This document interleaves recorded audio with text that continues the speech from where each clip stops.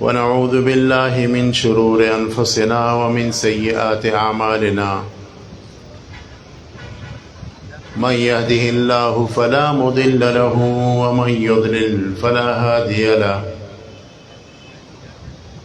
وأشهد أن لا إله إلا الله وحده لا شريك له وأشهد أن سيدنا وسندنا ومولانا وشفينا ورحمتنا محمدا عبده ورسوله وصفيه وخليله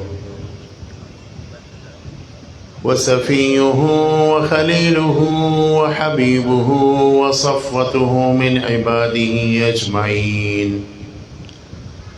صلى الله تعالى عليه وعلى آله وسلم تسليما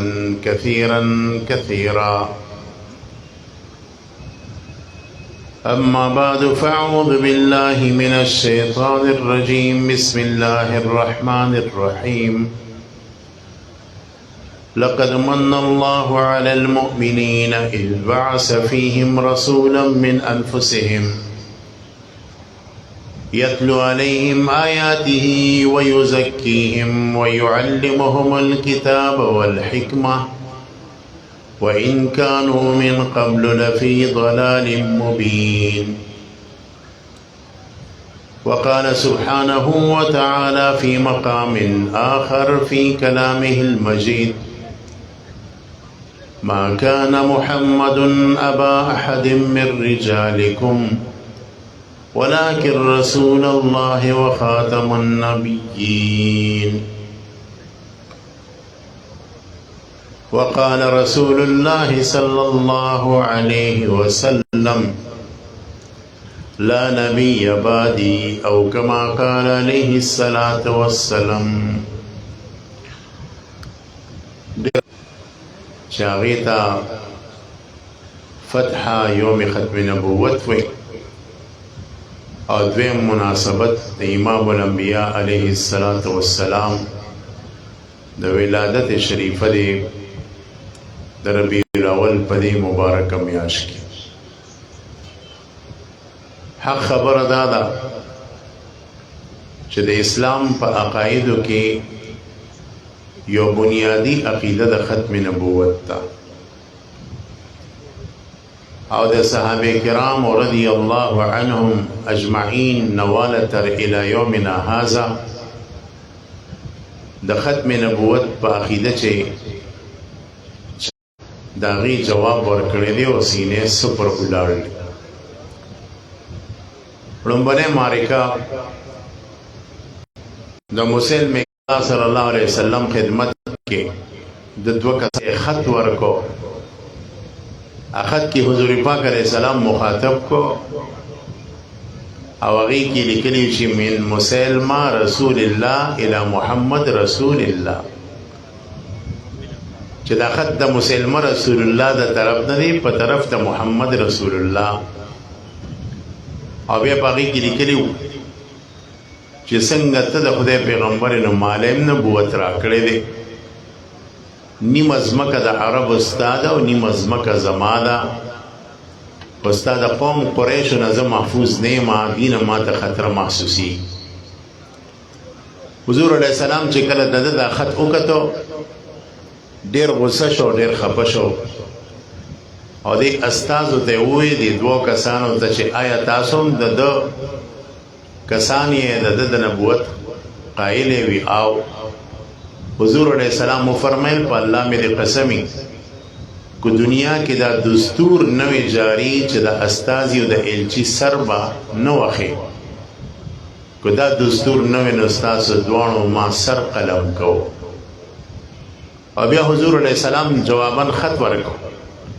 من محمد رسول الله الى مسلمه کذاب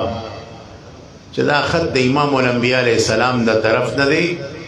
مسلم کذاب طرف ته غټ دروژن طرف ته او ورته وی چې د ازمکه د الله تعالی خوخه د چاله ورکی او عاقبت د متقیانو د پاره د خان جام د متقیانو د پاره د ظالما ستا ذهن کې دا دی چې نبوت ته اقتدار نوم دی؟ نبوت ته اقتدار نوم نه دی. نبوت د الله تعالی په ځمکه د الله نظام قایمولو نوم دی. نبوت د الله تعالی بندګۍ ته د خلکو رابللو نوم دی. نبوت د بوتانو د عبادت نه روښکلو د الله په بندګۍ کې ننباسل د دې نوم دی. نو عاقبت د متقیانو دپاره دا خط یې ورته ولګو، لیکن هغه د خپلو خبرو نه واپس نه شو. خباثت پکې و. حضور علیه السلام چې د دنیا نه تشریف وړو، سیدنا ابو بکر صدیق رضی الله تعالی عنه خلیفۃ المسلمین شو. د ټولو نه اول هغه دا کار وکړو چې یو لشکر جرار یې په ده پسې ولېږو او په هغې کې کبار او غټ غټ مضبوط جبال العلم، جبال التقوا، د علم او د تقوا غرونه غونته صحابه او په دې مقدس کې جهاد کې حصه واخسته. لاړ مسلم کذاب ته د اسلام دعوت ورکړی شو، هغه ونه منو. بیا صحابه کرامو په ده باندې حمله وکړه، خونریز جنګ وشو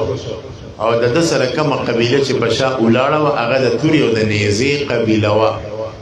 د هغې اسلام صحابو سره د ایمان طاقت و، د بهادرۍ طاقت و او د اسلام طاقت و او ایمان قبول له زما مخې له مرازه. حضرت وحشي به د هغې نه پس بیا په شام کې اوسېدو چې کله هغه د تحفظ ختم نبوت په دغه جنگ او مقدس جهاد کې شریکو، هغه به دا ارمان کو یا الله په کفر کې رانه یو ډېره غټه ګناه شوې ده چې د رسول الله صلی الله علیه وسلم تر زما په لاس شهید شوی دی، غواړم چې هغه ګناه پاکه کم وینځم. نو مسلم کذاب یې ولیدو، د لرې نه یې ورته په خپله نیزه باندې شیش واغستو، نیزه بازو خپله نیزه یې ورخوشې کړه او د دې مرۍ نه ښکته د نور په خود کې او په خپله زغره کې په اوسپنه کې پټو د مرۍ نه ښکته دا قوتې چې دی دی خالي و، دقه ځای ته یې شیش واغستو، نیزه ور پرېښودو، سیده د ده د مرۍ په قوتې باندې ورننوته او بل طرف ته د ملا نه ووته او مردار شو. را پرېوته، خلکو چغې کړې مسلم کذاب مردار شوه. یو وینځ یې چغې کړې هغه تور غلام زموږ مشر ووجلو. مسلم کذاب خپل انجام ته ورسېدو او د هغې نه پس صحابه کرامو دغه مرتدین کفار د ټیپرو مولو په شان کټ کړه، 28,000 کسان یې ووژل او ډېر پکې گرفتار شوه او صحابه کرام هم پکې شهید شوه. د صحیح روایت موافق تقریبا 200 صحابه چې دي هغې جام شهادت نوش کړو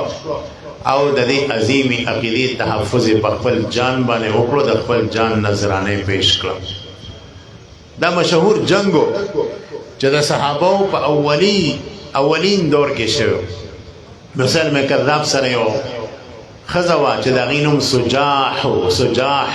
هغه بیا وروسته مسلمانه شوې وه، خو هغې هم د نبوت دعوه کړې وه. هغه راووته د خپل لشکر جرار سره 40,000 کسانو ورسره. صورت دا دی چې ما سره نکاح وکړه، په نکاح باندې متفق شو. دی وویل چې زه که هر څه کوم نو به مسلمان. هغه د مسلم کذاب نه وتښتېد، نه الله تعالی د توبې توفیق ورکړو، مسلمانو شوه او په اسلام باندې ابوبکر صدیق صاحب دا ظالم راغی او په صنعا د یمن په دارالخلافه حمله وکړه. شهر ابن بازان یو مشهور تابعو، بازان صاحب د پلار او هغه د حضور په لاس مسلمان شو. دغه زوی دی قربان محمد رسول الله باندې ایمان وروړم، هغه د الله تعالی ریښتونی نبی دی. بیا ورته په ما ایمان وروړی، زم د خدای پیغمبر یم. دی ورته وایي زما غوږونه کار نه کوي، زه کوڼ یم. ډېره عجیبه طریقې سره خندا وکړه، ورپسې غصه وروسته. بیا ورته محمد رسول الله باندې ایمان وروړی، وی او هغه خو د الله ریښتونی پیغمبر دی، زه په هغه ایمان وروړم، آخري پیغمبر دی. بیا ورته په ما ایمان وروړی، زم د خدای پیغمبر یم. دی وایي زما غوږونه کار نه کوي، زه کوڼ یم، ستا خبره مې ونرېده. د نورم غصه وروسته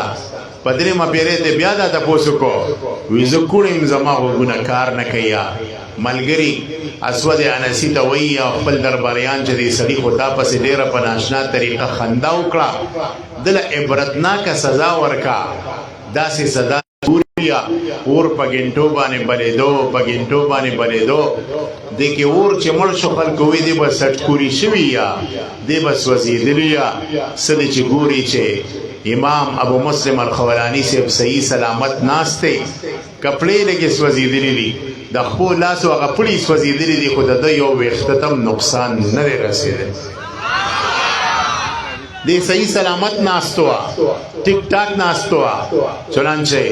په دغه وخت کې چې کوم دی بیا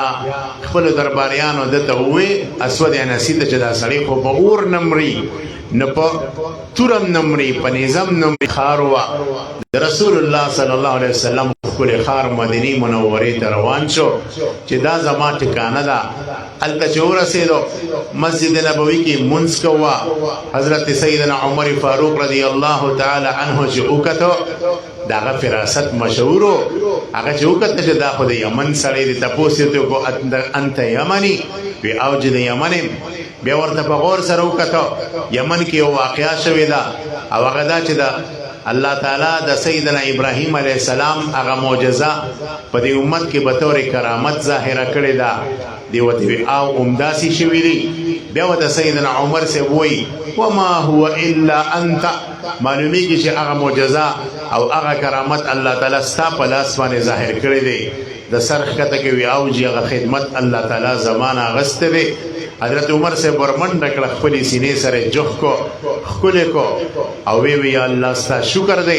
چې هغه هستۍ سره د زما ملاقات وکړو چې د چا په ذریعې د ابراهیم علیه السلام هغه معجزه دوباره معقولي ده د هغې نه پسې خلیفة المسلمین سیدنا ابوبکر صدیق صاحب لبوتو منځ کې ابو مسلم خولاني ناست دی یو طرف ته حضرت عمر ناست دی یو طرف ته ابوبکر صدیق صاحب ناست دی او دواړه ته تپوسونه د یمن او د صنعا د ختم نبوت د عقیدې د تحفظ دپاره کړي دي کم سړي چې د ختم نبوت په عقیده حرف هم راوستی دی د هغه سر یې د تنې نه جدا کړی حضور علیه السلام د نبوت او د ختم نبوت نښې ډېرې دي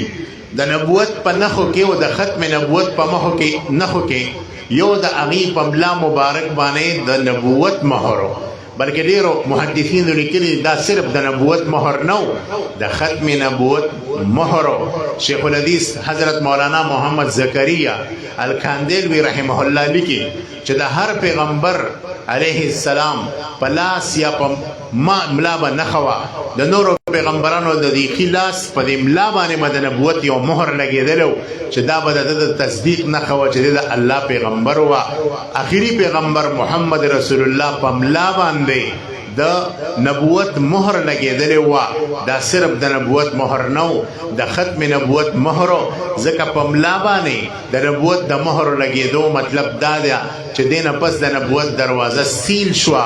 نبوت په دروازه به بل پیغمبر نه راځي د محمد رسول الله نه پس به بل پیغمبر نه راځي ځکه په لاس د نبوت مهر دغه نه و لګولی په ملا مبارک یې ولا د نبوت مهر لګولی وه د نبوت دا مهر د حضور د سچایۍ دلیل وه د حضور د نبوت دلیل و بلکې د ختم نبوت دلیل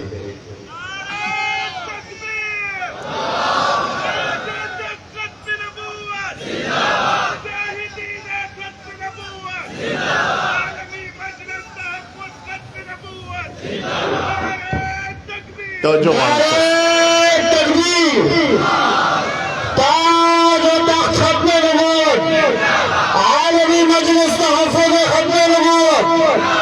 سلمان فارسی رضی الله تعالی عنه د عظیم الشان صحابي دی چې د نبوت د مهر په وجه مسلمان شوی و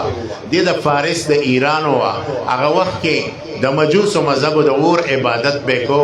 د اور عبادت کوونکي ته مجوسیان ویا دیم د یو مجوسی زوی و دی په خپل زمانه کې یو عالم خواله ته هغه د عیسایت په دین باندې صحیح قائم و هغه به عیسی علیه السلام د الله زوی نه وي هغه به د الله رسول ګڼو د الله بنده به ګڼو دین عیسوي باندې باندې په صحیح طریقې سره قائم وه دی به غلط راته دی د هغه نه متاثره شوه پلار ته چې پته ولګېده ورته بچیه زمونږ دین د مجوسیانو دی موږ د اور عبادت کوو ته د دې مولا نه مه متاثره کېږه یو زنځیر باندې وتړو په یو کمره کې واچوه د دې یو ملګري سره غوږ وجنګو سلا یې وکړه چې شام ته یو قافله ځي زه به ورسره شم زه به وتښتمه د شام قافله چې کله راله دې دا قافلې سره ملګری شوه شام ته وتښتېدو هلته یو عیسایي عالم وه د هغه په لاس باندې بیعت وکړه عیسایت کې وخت کې داخل شوه هغه هم د دین توحید قایل و غلط سړی نه وه عیسی علیه السلام ته د الله تعالی زوی نه ویه انجیل داسې ویه زبور داسې ویه آسمانی کتابونه داسې وي دغه د ظهور دو وخت راغلی دی ابه ظاهریږي نه د دغه پیغمبر درې علامتونه تا ته ښیم چې دا درې علامتونه پکې موجود یا ته په هغه باندې ایمان وروړه یا ایمان چې کوم دی قبول کا لومبنۍ علامت دا دی چې دی به د زکات مال نه خوري دویم علامت دا دی چې دی به د هدیې مال قبلی دریم علامت دا دی چې د په ملا به د ختم نبوت او د نبوت مهر د تصدیق دپاره الله تعالی به پیغام مهر لګولي چې دا پیغمبر دی او اخیری پیغمبر دی درا درې علامتونه چې چا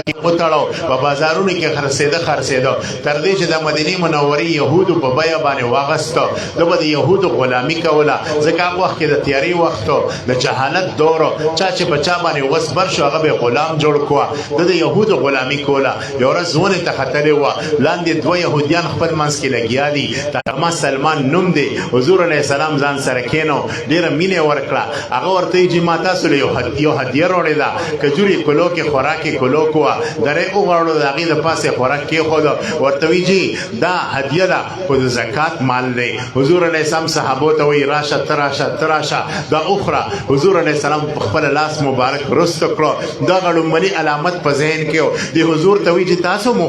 تاسو مخرئ حضور وایي زه نه خورم نه چې تاسو مخرئ حضور لاړو سره د پسې پیسې جمع کړې بیا هغې کجوري خوراکونه واغسته درې وغوړېده دسترخوان وغوړېدو د پاسه پې خوراک کېښودی شو حضور علیه السلام ورته غلام فارسي ته بیا راغی او چې ستاسو ملاقات له راغلی ما اوس مې ځان سره خوراک راوړی دی خو دا د زکات مال نه دی دا هدیه ده دا صدقه ده تاسو سره ما مینه ده نو حضور علیه السلام رانږدې شو ډېر په خوشحالۍ په خپل هم د هغې نه وخوړو صحابه هم وخوړو دی په زړه کې وي والله هذه ثانیه دا خو قسم د دویم ناستو خوا کې چېرې د نبوت مهر شته او که نشته دریم علامت شته او که نشته حضور علیه السلام پوه شو حضور علیه السلام د قصد د خپل ښکلې ملا مبارک نه څادر وغوړو د نبوت مهر وکتو چې ډېر مزېدار وه ګس طرف ته د زړه په سید کې شاته د حضور په ملا باندې د نبوت او د ختم نبوت مهر لګېدلی و د ورمنډه کړه په ښکلولو شروع شو او دا کلمې وویې لا اله الا الله محمد رسول الله نعرہ تکبیر تاج و تخت ختم نبوت محافظین ختم نبوت شہدائے ختم نبوت مبلغین ختم نبوت د سلمان فارسی سے په دې طریقې سره ایمان قبول کو او بیا یو لوی مجاهد او د اسلام لپاره لوی خدمتګار جوړ شو حضور په لاس باندې چې کله کلمه ووې ورته وایي چې زه خو د یو یهودي غلام یم د رمضان څنګه خلاصوم لاړ شوی یهودي سره خبره وکړه تا به څنګه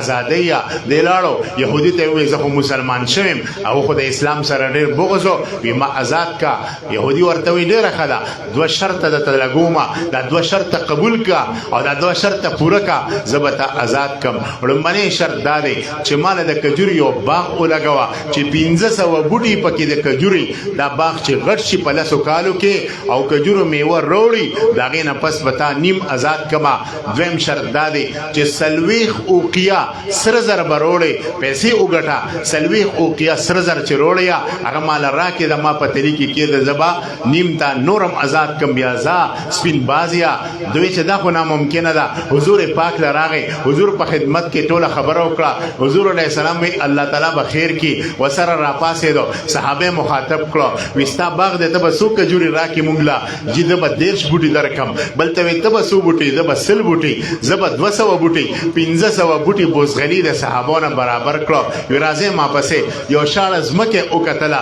چونکې هغه وخت کې د ځمکو اهمیت داسې نه وه هغې کې صحابو به کنده ګنسته حضور به په خپل لاس مبارکو د کجورو ډکې نالو دویم کجورو ډکې نال کو درېم یې نال کو څلورم یې نال کو امام الانبیا علیه السلام د 500 کجورو بوټي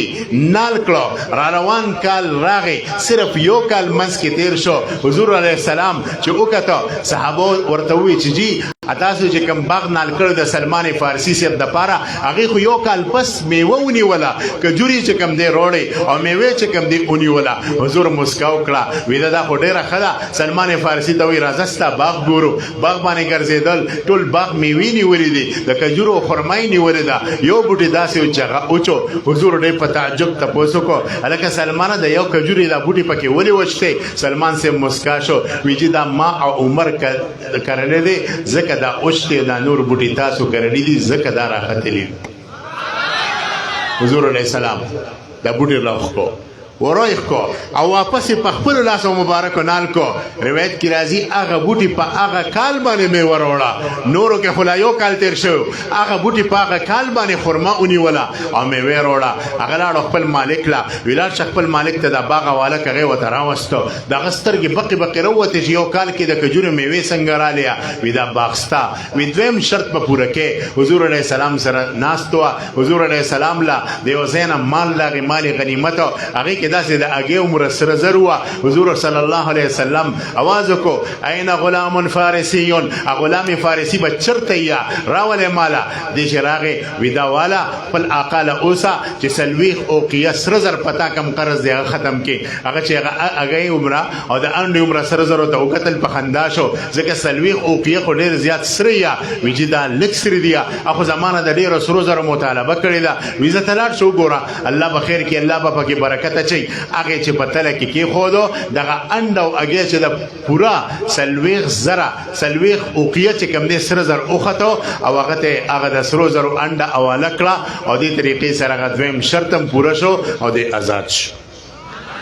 دا حضرت سلمان فارسی صاحب د ختم نبوت د دغه مهر په وجه مسلمان شو نه د نبوت علامتونه د ختم نبوت علامتونه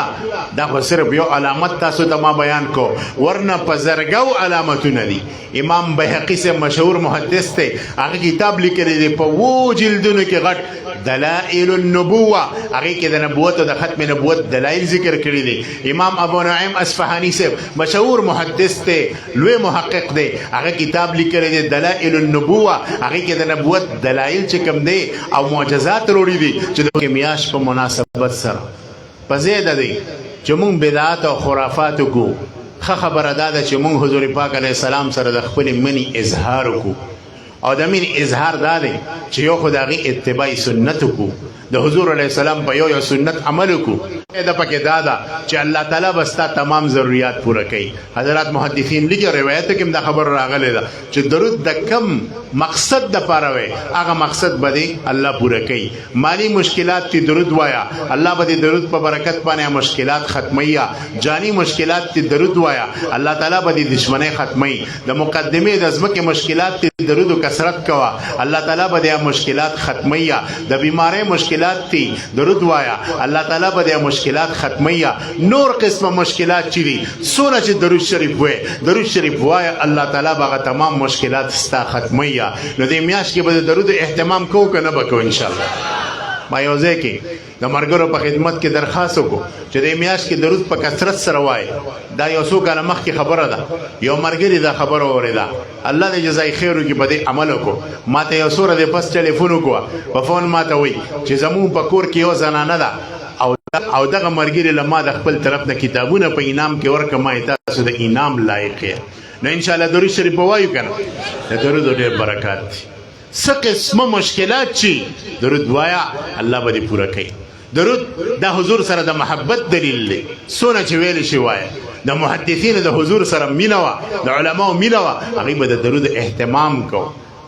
امام حاکم نیشاپوری او لوی محدث ته دا خپل استاد محدث مغربي په باره کې لیکي چې زما مینا چې درود به په کثرت سره وي او هغه چې درود په حضور پاک باندې وي دونه په شوق دونه په مینې دونه په محبت دونه په عشق کې به وي چې یو پیره درود وي او د درود د ویلو په دوران کې روح د جسم نه پرواز کو وفات شو دونه محبت د محبت ثبوت ورکې درود چې څونه په کثرت سره ویل شي مشکلات به الله حل کوي حضور علیه الصلاۃ والسلام حدیث ته کم خلک چې په ما باندې نږدې درود وای دا زه په خپل اورم څوک چې د لرې نه درود وای الله تعالی فرشتې مقرر کړي او فرشتې ماته هغه درود وروړي په ما یې پیش کړي چې پلانکې د پلانکي زوی په تا باندې درود ویلی دی علما فرمایي دې کې خپله فایده نه ده د پلار هم فایده ده که ته وایې چې زه خپل والد ته هم فایده ورسومه نو حضور علیه السلام باندې چې ستا نوم پیش کېږي صرف ستا نوم نه وي پلانکې د پلانکي زوی په تاسو دونه درود شریف ویلی دی حضور علیه السلام دعا کوي د ټولو دپاره دا حدیث او روایتو کې راغلي دي محدثین خپلو کتابونو کې لیکلي دي نو د درود اهتمام پکار مونته اغار ته ورننوتم ما مې شپه به دلته تېره کړم سار به بیا سفر جاري کړمه نیمه شپه وه راپاڅېدم یو بلا راننوته یو بو ما نه پېژندو چې څه شی وه خوفناک شکل یې وه غړمبارې کولې ما پسې راخوشې وه زه یې خوړم زه حواسبخته شومه زما ذهن کې نور اسم نو فورا مې درود وی اللهم صل علی محمد وعلى ال محمد كما صليت على ابراهيم وعلى ال ابراهيم انك حميد مجيد درود مې وی دا مې وی حدیث کې راځي چې حضور علیه السلام فرمایي چا چې په ما باندې یو پېره درود وی د الله د طرف نه په لس رحمتونه نازل شي په ذهن کې مې دا حدیث راوستو چې الله ستا په حبیب مې درود وی د رحمت فدیه هغه دا واقع هم لیکلې ده چې یو کس وه سودخور وه سود په غټو ګناهونو کې شمار کېږي خطرناکه ګناه ده سودخور دنیا هم غر کوي آخرت هم غر کوي الله تعالی دې مونږ تاسو د سود نه بچ کړي یو کس وه سود به کوو مړ شو چې لاړو زوی د مخ له څادر لرې کړو سر یې د خر په شان ګرځېدلی و مکمل د خر شکل و سر یې واپس یې په سر باندې کپړه راواچوله کور کې ووی چې چته لګیاو انخته وه پر کالې پې راغی سترګې پټې شوې حضور پاک صلی الله علیه وسلم زیارت یې په خوب کې وکړه حضور علیه السلام ورته وایي په خوب کې لنګیا ستا پلار سودخور دا ډېره غټه ګناه به کوله خو زه دعا کوم ځکه چې ده به د اوده کېدو نه مخکې هره شپه یو ښه عمل کو هغه ښه عمل دا دی چې ده به سل پېرې په ما باندې درود ویه نو زه د الله نه دعا کوم دا مصیبت به دې فی الحال لرې شي سل پېرې به د خامخا د عزتمند درود شریف څونه چې کثرت سره وایي دا د جانان سره د مینې او د محبت نښه ده علامه جلال الدین سیوطي رحمت الله علیه د اکثرو ملګرو ته ویم چې یو څو خبرې لیکلي او هغه کتاب یې په دې موضوع لیکلی دي چې د کومو خبرو په وجه بنده مالدار کیدی شي نو جدوجهد او همت او منډه ترړه دا په خپل ځای مسلمه ده دریم څوک چې په کثرت سره حج او عمره کوي دی به چریم غریب نشي څلورم چې په دسترخوان باندې کومه روټۍ پاتې شوه دغه روټۍ دا ټوکړي خوري او سالن چې کوم پلیټ کې پاتې شو دا سالن صفا کوي د رزق ادب کوي دته به دوه فایدې حاصلې شي یو په حافظه قوي شي ذهین بشي دویم دا چې دی په دنیا کې مالدار شي یو دا خبره لیکلې ده بله دا چې څوک نفلي صدقه ډېره کوي غریب ته دی په خپل هم غریب دی خو د ځان نه زیات غریبي وکړو ته هغه ته څه پیسې ورکړي امداد یې ورسره وکړو د زکات نه علاوه نفلي صدقه نو الله تعالی به دې شرم نه خرابوي او شپږم دا چې کوم سړی په کثرت سره درود شریف وایي څوک چې ډېر درود شریف وایي نو اخروي فایدې خو پکې ډېرې دي دنیوي فایده دا ده چې دی به چرم غریب نشي الله تعالی به د ده لاس ورکولو والا جوړ کړي اغستو والا به نه نو سم خیال دی درود شریف به وایي که نه او زمونږ د پېښور په سطح چې دا کومه جلسه منعقده ده د دې کوم اصحاب الحل والعقد دي کوم مشران دي حضرت مولانا بصیر خان صاحب او زمونږ د ټولو د سر تاج د زړه ټکور کریم ابن کریم مجاهد ابن مجاهد حضرت مفتی شهاب الدین پوپلزی صاحب حفظه الله ودامت برکاتهم العالیه د دې علماو به کلک مټې جوړېږو دې سره به لاس په لاس شانه بشانه ودرېږو انشاءالله که نه وعده ده انشاءالله که نه واخر دعوانا ان الحمد لله رب العالمين